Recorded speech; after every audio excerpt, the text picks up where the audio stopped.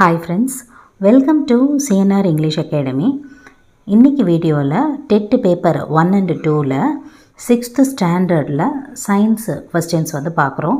Science questions கொடுங்க அப்படின்னு சொல்லிட்டு நிறைய பேர் கேட்டிருக்கீங்க. ஸோ 1 by 1 உங்களுக்கு இந்த மாதிரி கொஸ்டின் அண்ட் ஆன்சர்ஸ் ரிலேட்டடாக வீடியோஸ் வரும். ஸோ இதோட புக் பேக் கொஸ்டின்ஸை பார்க்குறோம். இந்த வீடியோவில் டேர்ம் 1 ஃபுல்லாகவே கம்ப்ளீட் ஆகிருக்கும். எங்ககிட்ட டெக்ஸ்ட் புக்கு கூட இல்லை அப்படின்ற மாதிரி நிறைய பேர் மெசேஜ் அனுப்பியிருந்தீங்க. அதே மாதிரி இதுக்கு முன்னாடி நம்ம ஒரு சயின்ஸ் வீடியோ போட்டிருப்போம். அதோட லிங்க்குமே உங்களுக்கு டிஸ்கிரிப்ஷனில் இருக்கும். அதுவுமே 6th ஸ்டாண்டர்ட் தான். அதையுமே நீங்கள் பார்த்து யூஸ் பண்ணிக்கலாம். Move on to the topic. அலகு 1 அளவீடுகளில் சரியான விடையை தேர்ந்தெடுத்து எழுதுக. ஒரு மரத்தின் சுற்றளவை அளவிட பயன்படுவது கரெக்ட் ஆப்ஷன் அளவு நாடா. 7 மீட்டர் என்பதை சென்டிமீட்டரில் மாற்றினால் கிடைப்பது correct option option E 700 centimetre.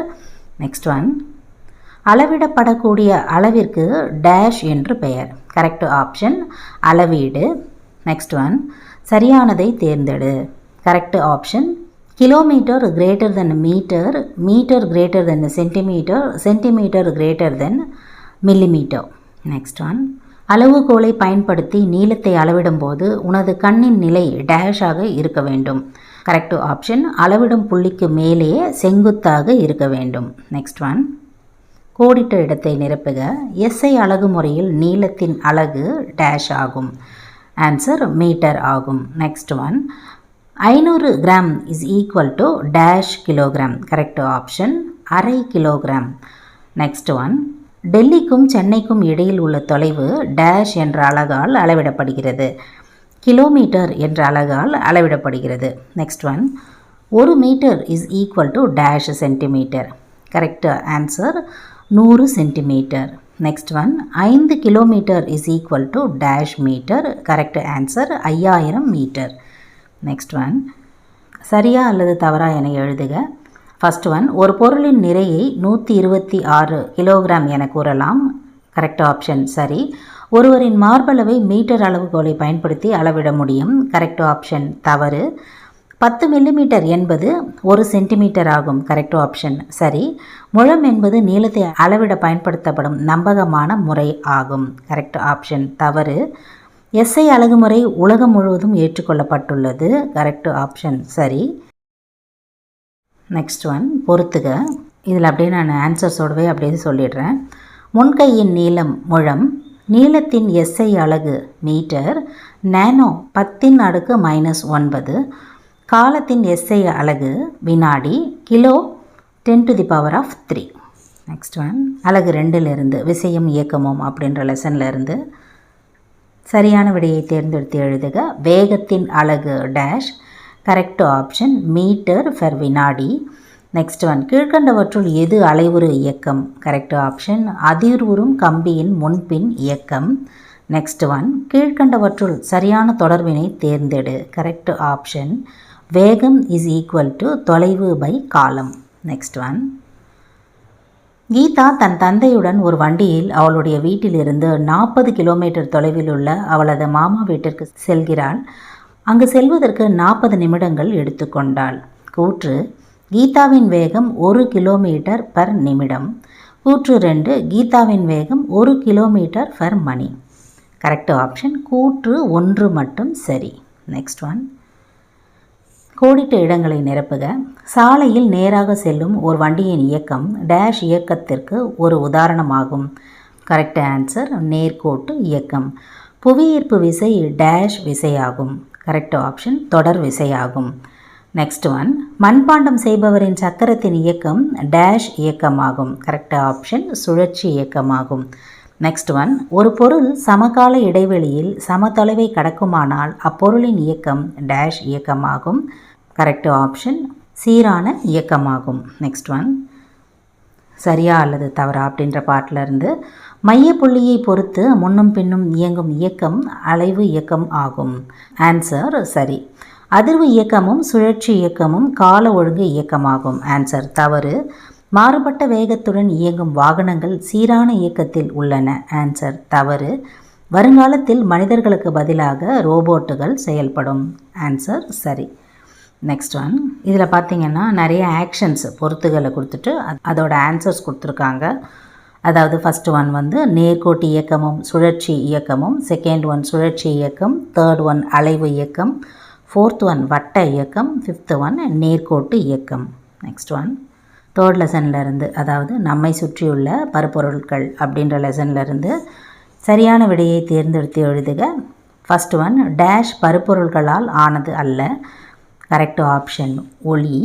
Next one 400 millilitre கொள்ளளவு கொண்ட ஒரு கிண்ணத்தில் 200 மில்லிலிட்டர் நீர் ஊற்றப்படுகிறது. இப்போது நீரின் பருமன். Correct option 200 millilitre.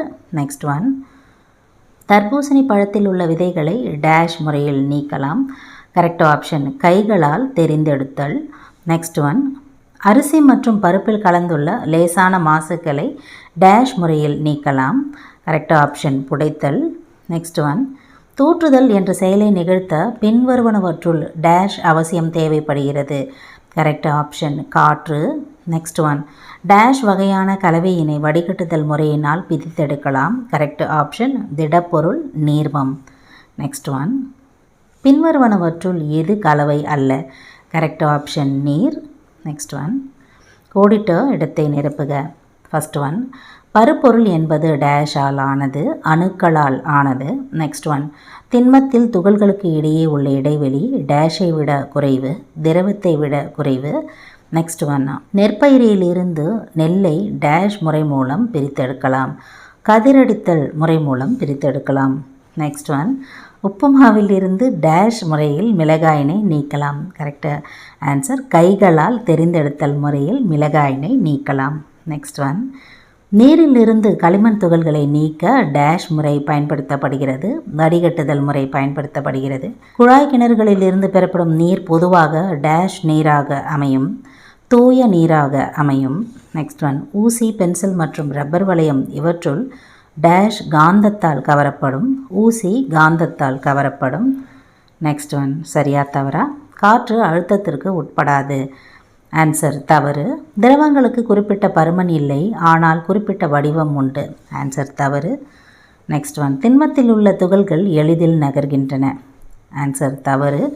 சமைக்கும் முன் பொருள் வகைகளை நீரில் கழுவும் போது வடிகட்டுதல் மூலம் நீரை பிரித்தெடுக்கலாம். ஆன்சர் சரி. நெக்ஸ்ட் ஒன் திடப்பொருட்களில் இருந்து நீர்ம பொருட்களை பிரிப்பதற்கான பயன்படுத்தப்படும் வடிகட்டி என்பது ஒரு வகையான சல்லடையே. ஆன்சர் சரி. தானியத்தையும் உமியையும் தூற்றுதல் முறை மூலம் பிரிக்கலாம். ஆன்சர் சரி. காற்று ஒரு தூய பொருளாகும். ஆன்சர் தவறு.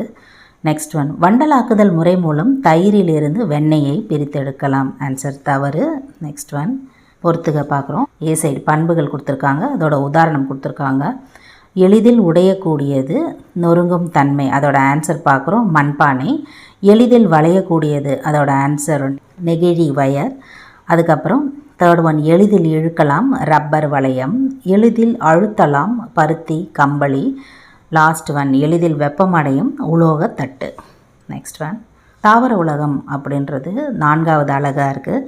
அதோட சரியான விடையை தேர்ந்தெடுத்து எழுதுக பார்க்குறோம். ஃபஸ்ட் ஒன் குளம் டேஷ் வாழிடத்திற்கு ஓர் உதாரணம். கரெக்ட் ஆப்ஷன் நன்னீர். நெக்ஸ்ட் ஒன் இலைத்துளையின் முக்கிய வேலை டேஷ். கரெக்ட் ஆப்ஷன் நீராவி போக்கு. நெக்ஸ்ட் ஒன் நீரை உறிஞ்சும் பகுதி டேஷ் ஆகும். கரெக்ட் ஆப்ஷன் வேர். நெக்ஸ்ட் ஒன் ஆகாய தாமரையின் வாழிடம். கரெக்ட் ஆப்ஷன் நீர். நெக்ஸ்ட் ஒன் கோடிட்ட இடத்தை நிரப்புக. ஃபஸ்ட் ஒன் புவிப்பரப்பு டேஷ் சதவீதம் நீரால் மூடப்பட்டுள்ளது ஆறு சூழப்பட்டுள்ளது. Correct answer 70%. பூமியில் காணப்படும் மிகவும் வறண்ட பகுதி டேஷ். ஆன்சர் பாலைவனம். ஊன்றுதல் உறிஞ்சுதல் ஆகிய இரண்டும் டேஷின் வேலை. ஆன்சர் வேரின் வேலை. நெக்ஸ்ட் ஒன் ஒளிச்சேர்க்கை நடைபெறும் முதன்மை பகுதி டேஷ். ஆன்சர் இலைகள். நெக்ஸ்ட் ஒன் ஆணிவேர் தொகுப்பு டேஷ் தாவரங்களில் காணப்படுகிறது. ஆன்சர் இருவித்தலை தாவரங்களில் காணப்படுகிறது. நெக்ஸ்ட் ஒன் சரியா தவறா பார்க்குறோம். தாவரங்கள் நீரின்றி வாழ முடியும். ஆன்சர் தவறு. தாவரங்கள் அனைத்திலும் பச்சையம் காணப்படுகிறது. தவறு. தாவரங்களின் 3 பாகங்கள் வேர், தண்டு, இலைகள். சரி. மலைகள் நன்னீர் வாழிடத்திற்கு ஒரு உதாரணமாகும். தவறு. நெக்ஸ்ட் ஒன் வேர் முட்களாக மாற்றொரு அடைந்துள்ளது. தவறு. பசுந்தாவரங்களுக்கு சூரிய ஒளி தேவை. ஆன்சர் சரி. நெக்ஸ்ட் ஒன், இதோட பொறுத்துக்க பார்த்து பார்க்குறோம். அதாவது ஏ சைடு அண்ட் பி சைடு கொடுத்துருக்காங்க. மலைகள், அதோட ஆப்ஷன் இமயமலை. பாலைவனம் வறண்ட இடங்கள், தண்டு கிளைகள், ஒளிச்சேர்க்கை இலைகள், சல்லிவேர் தொகுப்பு, ஒரு வித்திலை தாவரங்கள். நெக்ஸ்ட் ஒன், 5th இயல் பார்க்குறோம். அதாவது விலங்குலகம் அப்படின்றது அதோட டாப்பிக்கு. சரியான விடையை தேர்ந்தெடுத்து எழுதுக. ஃபர்ஸ்ட் ஒன், உயிருள்ள பொருட்கள் அல்லது உயிரினங்களை பற்றி படிப்பது. கரெக்ட் ஆப்ஷன் உயிரியல். நெக்ஸ்ட் ஒன், கீழ்காணும் எவற்றுள் எவை உயிருள்ளவைகளின் பண்புகளாக கருதப்படுகின்றன. அதாவது சுவாசம், இனப்பெருக்கம், தகவமைப்பு, கழிவு நீக்கம். கரெக்ட் ஆப்ஷன் 1, 4, 2 மற்றும் 3. நெக்ஸ்ட் ஒன், பல்லிகள் எதன் மூலம் சுவாசிக்கின்றன. கரெக்ட் ஆப்ஷன் நுரையீரல்கள். நெக்ஸ்ட் ஒன், அனைத்து விலங்குகளுக்கும் தேவையானது. கரெக்ட் ஆப்ஷன் காற்று, உணவு மற்றும் நீர். நெக்ஸ்ட் ஒன், எந்த விலங்கு செவுள்கள் எனப்படும் சுவாச உறுப்பை பெற்றுள்ளது. கரெக்ட் ஆப்ஷன் மீன். நெக்ஸ்ட் ஒன், ஒரு வாழிடத்தில் உயிரி காரணிகளை மட்டும் குறிக்கும் தொகுப்பினை தேர்ந்தெடு. கரெக்ட் ஆப்ஷன் நீர்வாழ் தாவரம், மீன், தவளைகள், பூச்சிகள். நெக்ஸ்ட் ஒன், கீழ்கண்டவற்றுள் எதை வாழிடமாக கூற முடியாது. கரெக்ட் ஆப்ஷன் மேயும் கால்நடைகளுடன் கூடிய பண்படுத்தப்பட்ட நிலம். நெக்ஸ்ட் ஒன், பறவைகள் காற்றில் பறப்பதற்கு உதவி செய்வது எது. கரெக்ட் ஆப்ஷன் உள்ளீடற்ற மற்றும் லேசான எலும்புகள். நெக்ஸ்ட் ஒன், பாரமீசியம் ஓரிடத்திலிருந்து வேறொரு இடத்திற்கு இடம்பெயர்வதற்கு உதவுவது. கரெக்ட் ஆப்ஷன் குறு இழை. நெக்ஸ்ட் ஒன், கங்காரு எலி வசிப்பது. கரெக்ட் ஆப்ஷன் பாலைவன வாழிடம். நெக்ஸ்ட் ஒன், கோடிட்ட இடத்தை நிரப்புக. ஃபர்ஸ்ட் ஒன், நீர்நிலைகள், பாலைவனங்கள் மற்றும் மலைகள் ஆகியவற்றை டேஷ் என்று அழைக்கலாம். Correct answer வாழிடங்கள். செல் எண்ணிக்கையின் அடிப்படையில் விலங்குகளை டேஷ் மற்றும் டேஷ் என வகைப்படுத்தலாம். ஆன்சர் ஒரு செல் உயிரிகள் அல்லது பல செல் உயிரிகள் என வகைப்படுத்தலாம். நெக்ஸ்ட் ஒன், பறவைகளின் வால் திசை திருப்பு காட்டியாக செயல்பட்டு டேஷுக்கு உதவுகிறது. அதாவது பறக்கும் திசையை கட்டுப்படுத்த திசைக்கு உதவுகிறது. நெக்ஸ்ட் ஒன், அமீபா டேஷ் உதவியுடன் இடப்பெயர்ச்சி செய்கிறது. ஆன்சர் போலி கால்கள் உதவியுடன் இடப்பெயர்ச்சி செய்கிறது. நெக்ஸ்ட் ஒன், சரியா தவறா பார்க்குறோம். ஒரு உயிரி வாழக்கூடிய அல்லது வசிக்கக்கூடிய இடம் வாழிடம் எனப்படும். ஆன்சர் சரி.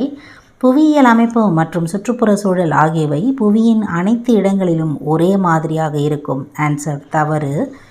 நெக்ஸ்ட் ஒன், ஒரு செல் உயிரியான அமீபா போலிகால்கள் மூலம் இடப்பெயர்ச்சி செய்கிறது. ஆன்சர் சரி. நெக்ஸ்ட் ஒன், பறவைகளால் ஒரு நேரத்தில் ஒரு பொருளை மட்டுமே பார்க்க முடியும். ஆன்சர் தவறு. பாரமீசியம் ஒரு பல செல் உயிரி. தவறு. நெக்ஸ்ட் ஒன், 6th லெசன் பார்க்குறோம். அதாவது உடல் நலமும் சுகாதாரமும். ஃபர்ஸ்ட் ஒன், சரியான விடையை தேர்ந்தெடுத்து எழுதுக. நம் உடலின் தசைகளின் உருவாக்கத்திற்கு டேஷ் தேவைப்படுகிறது. கரெக்ட் ஆப்ஷன் புரதம். ஸ்கர்வி டேஷ் குறைபாட்டினால் உண்டாகிறது. Correct option vitamin C. Next one, calcium dash வகை ஊட்டச்சத்திற்கான எடுத்துக்காட்டு ஆகும். கரெக்ட் ஆப்ஷன் தாது உப்புக்கள். நெக்ஸ்ட் ஒன், நம் உணவில் பழங்கள் மற்றும் காய்கறிகளை சேர்த்து கொள்ள வேண்டும். ஏனெனில் டேஷ். கரெக்ட் ஆப்ஷன் அவற்றில் அதிக வைட்டமின்களும் தாது உப்புக்களும் உள்ளன. நெக்ஸ்ட் ஒன், பாக்டீரியா ஒரு சிறிய டேஷ் நுண்ணுயிரி. Correct option prokaryotic. Next one, கோடிட்ட இடத்தை நிரப்புக. ஃபர்ஸ்ட் ஒன், ஊட்டச்சத்து குறைபாடு டேஷ் நோய்களுக்கு வழிவகுக்கிறது. ஆன்சர் குறைபாட்டு நோய்களுக்கு வழிவகுக்கிறது. நெக்ஸ்ட் ஒன், அயோடின் சத்து குறைபாடு பெரியவர்களில் டேஷ் நோயை ஏற்படுத்துகிறது. ஆன்சர் முன்கழுத்து கழலை. நெக்ஸ்ட் ஒன், விட்டமின் டி குறைபாடு டேஷ் நோயை கட்டுப்படுத்துகிறது. Answer rickets. Next one, typhoid நோய் டேஷ் மற்றும் நீர் மாசுபடுவதால் பரவுகிறது. ஆன்சர் உணவு. நெக்ஸ்ட் ஒன், குளிர் காய்ச்சல் அதாவது இன்ஃப்ளூயன்ஸா டேஷ் நுண்ணுயிரியால் ஏற்படுகிறது. Answer virus. நெக்ஸ்ட் ஒன், சரியா தவறா? ஃபர்ஸ்ட் ஒன், நம் உணவில் 3 முக்கிய ஊட்டச்சத்துக்கள் உள்ளன. தவறு. நம் உடலில் கொழுப்பு ஆற்றலாக சேமித்து வைக்கப்படுகிறது. சரி. அனைத்து பாக்டீரியாக்களும் கசை இழைகளை பெற்றுள்ளன. ஆன்சர் தவறு. நெக்ஸ்ட் ஒன், ஹீமோகுளோபின் உற்பத்திக்கு இரும்பு சத்து உதவுகிறது. ஆன்சர் சரி. ஓம்புயிரியின் உடலுக்கு வெளியேயும் வைரஸ்களால் வளர்ந்து இனப்பெருக்கம் செய்ய இயலும். ஆன்சர் தவறு. நெக்ஸ்ட் ஒன், பொறுத்துக. விட்டமின்களும் அதற்கான குறைபாடுகளும் பற்றிய ஒரு பொறுத்துக இது. நம்ம டைரெக்டாக ஆன்சர்ஸ் அப்படியே பார்க்கலாம். வைட்டமின் ஏ மாலைக்கண் நோய், vitamin B beriberi, vitamin C scurvy, vitamin D rickets, vitamin E மலட்டுத்தன்மை. Next one. ஸோ இயல் 7 பார்க்குறோம். அதாவது கணினி ஓர் அறிமுகம் அப்படின்ற லெசனில் இருந்து சரியான விடையை தேர்ந்தெடு. First one.